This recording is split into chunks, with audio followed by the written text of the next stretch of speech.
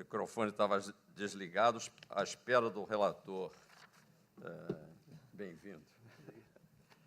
Também agora com a equipe completa, gostaria de saudar a presença de todos que nos acompanham nessa audiência pública, especial, eu diria, porque nós temos o prazer e a honra de recepcionar aqui no BNDES, na Casa do Desenvolvimento Econômico e Social Brasileiro, as ilustres presenças do senador Lindbergh Farias, a quem cumprimento carinhosamente, e, com igual satisfação, a presença do deputado Betinho Gomes, um presidente e o outro relator da medida provisória 777, que nos traz aqui para a jornada desta manhã. Além disso, gostaria de cumprimentar muito especialmente ao senhor Fábio Kanzuk, que é secretário de Política Econômica do Ministério da Fazenda, ao Carlos Viana, diretor de Política Econômica do Banco Central, ao Arthur Koblitz, representante da Associação dos Funcionários do BNDES, ao prezado amigo Armando Castelar, que, neste caso aqui, representa a Academia através da Pontifícia Universidade Católica do Rio de Janeiro, ao Antônio José Alves Júnior, professor também do Departamento de Ciências Econômicas da Universidade Rural do Rio de Janeiro, e ao prezado colega e amigo José Márcio Camargo, também da Pontifícia Universidade Católica do Rio de Janeiro. Mais tarde receberemos também a presença do Sebastião Soares, presidente do Clube de Engenharia, e ao prezado colega e pesquisador José Roberto Afonso, representando o IBRE da Fundação Getúlio Vargas, entre outros expoentes que estarão também presentes na nossa discussão. Também agradeço, em especial, a presença do setor empresarial, que, neste caso, tem extrema importância pelo tema que discutimos, que é a taxa de juros, que coordenará as atividades econômicas deste banco em anos futuros. E, neste caso, agradeço a presença do Humberto Barbato, que é presidente executivo da Associação Brasileira da Indústria Eletroeletrônica, da ABINE, e também ao José Veloso Dias Cardoso, prezado e muito bem-vindo, presidente executivo da ABIMAC. Eu também agradeço a presença do pesquisador Felipe Salto, prezado amigo, diretor executivo da Instituição Fiscal Independente legada ao Senado Federal. Agradeço, obviamente, a todos os amigos e amigas, aos colaboradores do BNDES e demais instituições ligadas a esta casa que nos prestigiam e acompanharão e participarão desta audiência pública. Gostaria de fazer umas brevíssimas considerações para que não tomemos o tempo daqueles que nos deram a honra de vir aqui, prezado presidente e relator, para nos enriquecer com considerações a respeito dessa importante proposta do governo federal e que é objeto desta discussão sobre a medida provisória. Nós, em primeiro lugar, devemos ressaltar que essa medida provisória ela nos leva, basicamente, a duas discussões fundamentais paralelas que não podem ser perdidas de vista. A primeira, a questão que é grave, só não é nova, mas é grave, e crescentemente grave, da utilização indiscriminada de subsídios na economia nacional, principalmente em torno do orçamento federal, principalmente os subsídios, caro presidente, que são da categoria implícita, ou seja, aqueles que decorrem de uma diferença entre uma taxa de mercado que financia as operações de dívida do governo federal e as operações, como neste banco, que são regidas por taxas distintas vamos dizer assim, do custo básico de captação de recursos pelo ente doador do recurso, que é o Tesouro Federal. Este subsídio implícito, como eu disse, se associa à categoria a outra categoria, que é de subsídio explícito, essa resultante, então, de inclusão no orçamento, porque se trata de um processo chamado de equalização de juros, mediante o qual o governo federal, neste caso de tornar explícito o subsídio, ele mesmo aporta a diferença existente entre o juro praticado, que pode ser em operações do setor agropecuário ou em operações ligadas ao desenvolvimento, como neste caso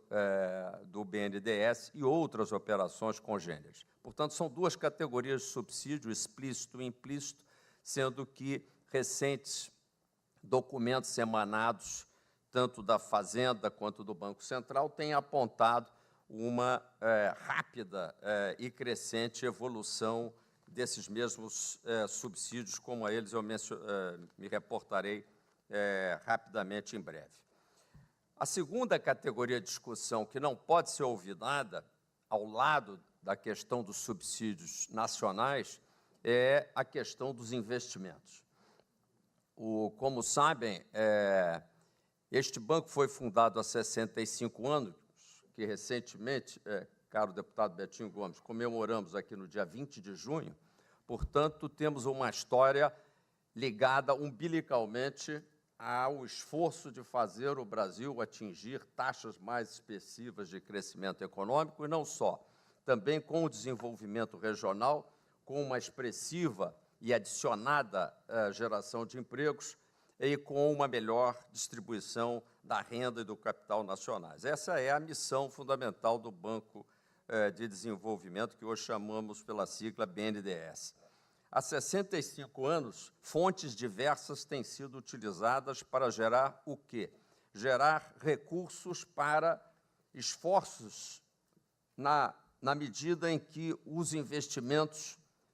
públicos e também, principalmente, privados, precisam obter financiamento de longo prazo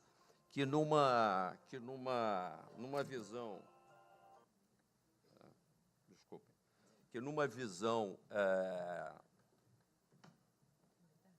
agora já foi, investimentos esses que numa visão de você me ajuda aí com esse telefone? Tá bom. Investimentos esses que, notadamente, não têm tido, na visão histórica, condição de obter financiamentos com a celeridade e com a acessibilidade que necessitariam. São investimentos, geralmente, em infraestrutura ou em grandes operações industriais que demandam 10, 15, até 20 anos de financiamento. A pergunta que eu deixo para a discussão da audiência pública é em que medida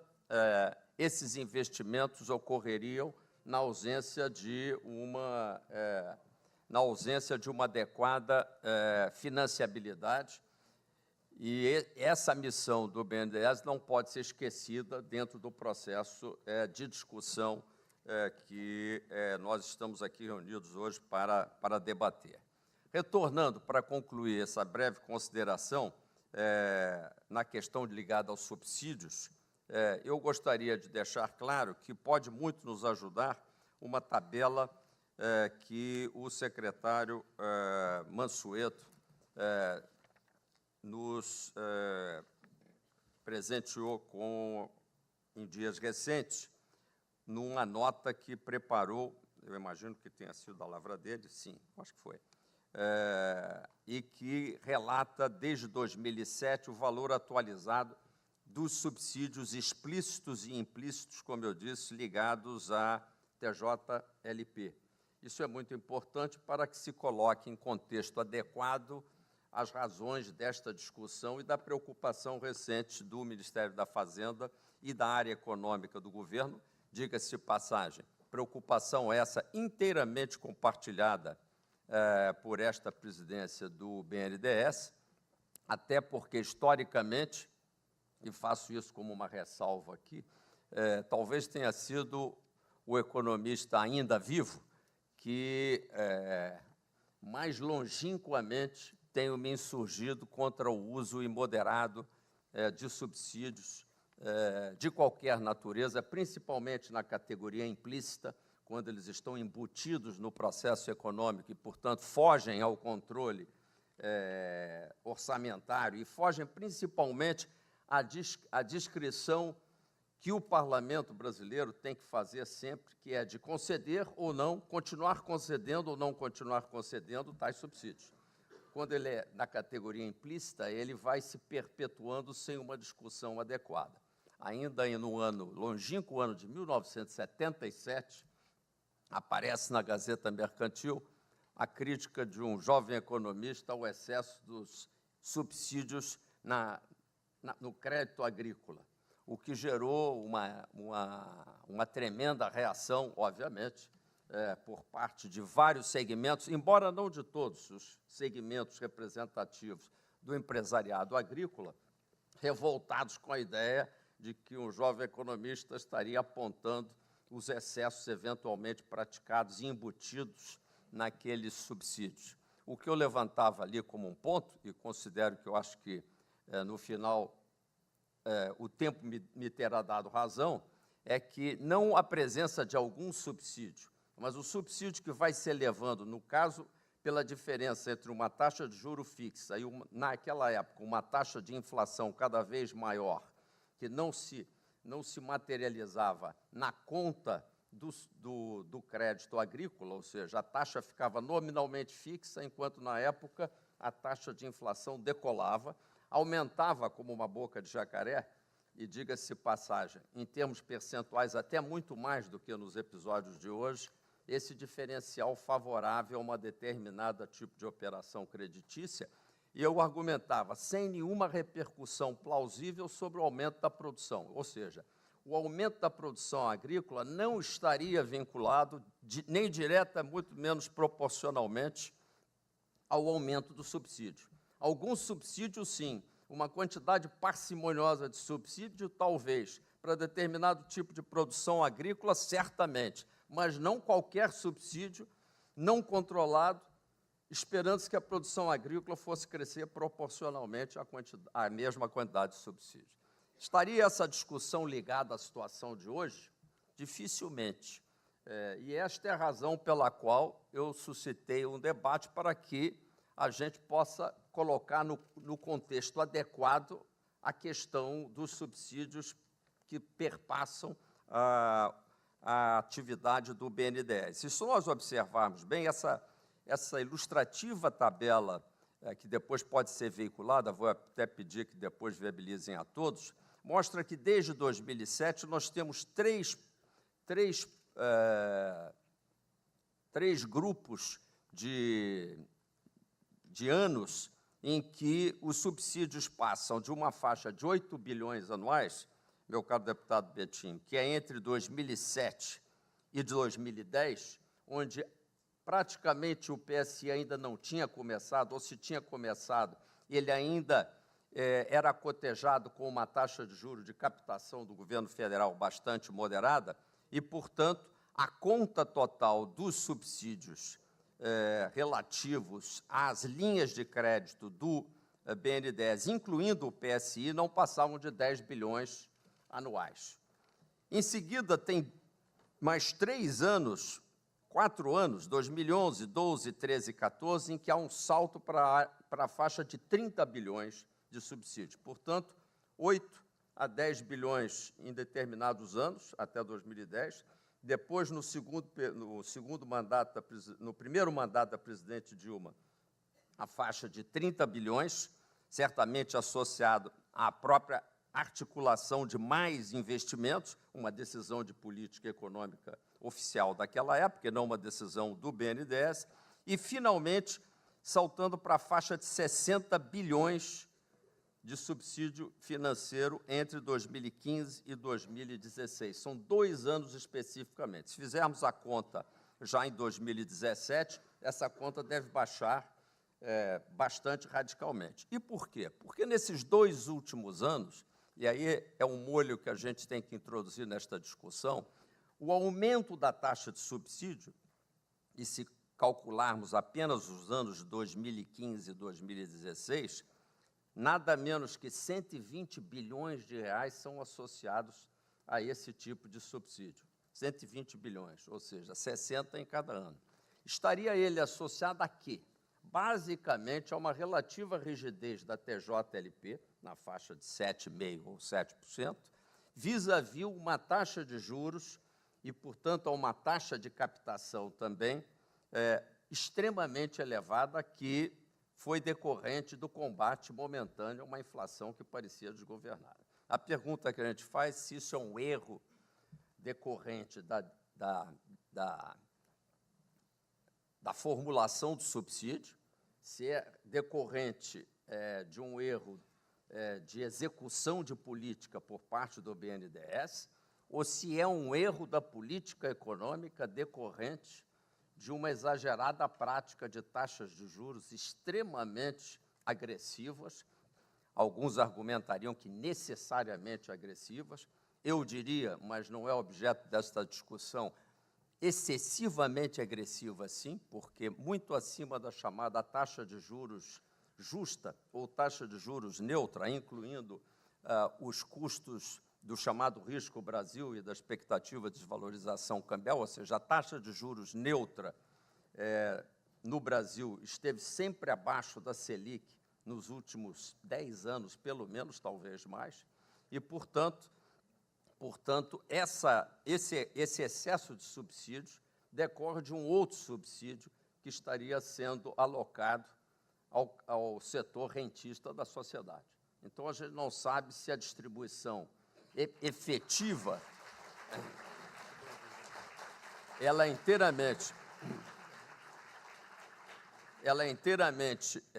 pode ser academicamente, racionalmente atribuída a quem investe ou a quem financia o seu investimento, ou se uma parte, quem sabe até considerável, possa ser, de fato, atribuída a um desvio para o setor rentista da sociedade. Esta opinião, diga-se de passagem, não decorre da minha rápida presença aqui no BNDES, porque ainda no ano passado, se não me engano, atendendo a um gentil convite do Senado Federal e de Vossa Excelência em particular, nós estivemos apresentando, eu estava, inclusive, representando a minha própria firma de consultoria, se não me engano, acho que nem estava ainda, então não era nem ano passado, há uns 2 anos, porque eu não estava nem ainda no IBGE, quando, atendendo ao seu convite e ao do senador Fernando Bezerra, nós apresentamos uma discussão sobre o que nos parecia uma fortíssima distorção da prática de taxa de juros no Brasil e as suas terríveis consequências para a economia nacional. Portanto, é curioso, e essa tabela, agradeço ao secretário Mansueto por ter sido tão claro na sua apresentação, para mostrar, de um lado, a gravidade do processo econômico atual. Nós não podemos continuar convivendo com subsídios dessa natureza. Tem toda a razão o Ministério da Fazenda, o Banco Central, de estarem alerta. Eis a razão pela qual o BNDES se alinha ao Ministério da Fazenda e ao Banco Central e, obviamente, ao nosso Ministério do Planejamento, no sentido de realizar o alerta que fizemos, mas é preciso observar que, historicamente, e o historicamente remonta aos anos 2007 até 2010, a faixa dita de subsídio praticado pelo BNDES, praticado através, não pelo, mas através do BNDES, não passava da faixa de 8 a 10 bilhões de reais a preços atuais. O que é curioso também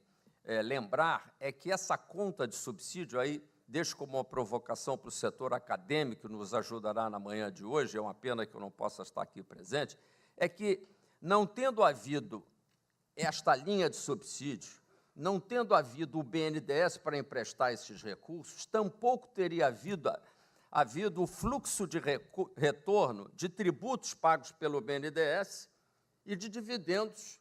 decorrentes da boa atuação do BNDES em emprestar e receber de volta. Emprestar, receber de volta, que gera os dividendos. Em outras palavras, muito simplesmente, isso não requer nenhuma conta de engenharia avançada, se não houvesse subsídio, nem o BNDES, nem as linhas, tampouco havendo o BNDES, haveria tributo recolhido, nem dividendo pagos, e a linha de tributos e dividendo pagos, anualmente, nestes últimos anos, tem superado largamente a faixa de 8 a 10 bilhões de reais. Ou seja, na medida em que o BNDES não tivesse tido o período, que foi um período que já inclusive terminou, de uma prática de PSI muito agressiva, que esse é o programa que já foi descontinuado, e não tivéssemos enfrentado um descontrole inflacionário que objetivou taxas de juros absolutamente cancerígenas, pode-se dizer assim, para a economia brasileira, muito provavelmente o fluxo de tributação e dividendos, normalmente, que refluem à União Federal, eles mais ou menos que compensam, para não falar dos impactos indiretos, fruto da atuação do BNDES, que, obviamente, reequilibram essa conta. E essa é a razão pela qual eu acho que a sociedade brasileira vem convivendo bem e dando apoio às atividades do BNDES. Por último, concluo, para não me alongar demais, que não devemos nos esquecer da questão dos investimentos, presidente Lindbergh Farias. O Brasil, hoje, é um país sem investimentos, praticamente. A taxa de investimento nacional como proporção do PIB, ela mal que cobre a depreciação do capital nacional, do capital produtivo nacional. Nós precisamos nos debruçar sobre as raízes dessa perda de investimento. E deixo como segunda provocação, e dessa vez final, para a turma especialmente acadêmica, mas também para os empresários da BIN, da BIMAC, etc., para que nos expliquem por que o Brasil investe tão pouco, tanto no setor privado, quanto especialmente no setor público. E eu perguntaria, finalmente, onde estão os investimentos dentro do setor público? Porque um país que, à guisa de equilibrar o seu orçamento, ele é incapaz de revisar o seu custeio e faz 100% dos seus ajustes orçamentários em cima da única conta discricionária, o investimento, que deveria, esta sim, ser protegida de qualquer corte, esse é um país infelicitado. Né? E o país que tem que recorrer cronicamente à elevação de tributos, né? Como uma medida que, infelizmente, e compreendendo perfeitamente a razão de ser desse recente anúncio, mais esse recente anúncio, decorre do fato de que ele tem um processo de arrecadação que é insuficiente para dar cabo de todas as inúmeras fontes de custeio, todas elas também fontes implícitas de subsídios. É um país que precisa rever profundamente todos os seus gastos, de uma forma solidária, de uma forma muito mais ampla, de uma forma muito mais corajosa. E é nesse sentido que o BNDES está aqui preparado, e esta razão de termos acolhido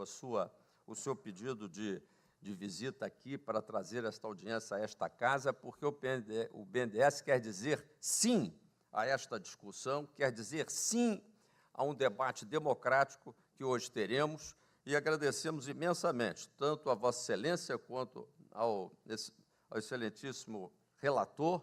pela honra de estarem aqui nos prestigiando e pela oportunidade que temos de reunir uma pleiade de grandes brasileiras e brasileiros para debater esse tema. A todos, muito obrigado e que tenhamos um ótimo debate. Deixa eu só cumprimentar aqui.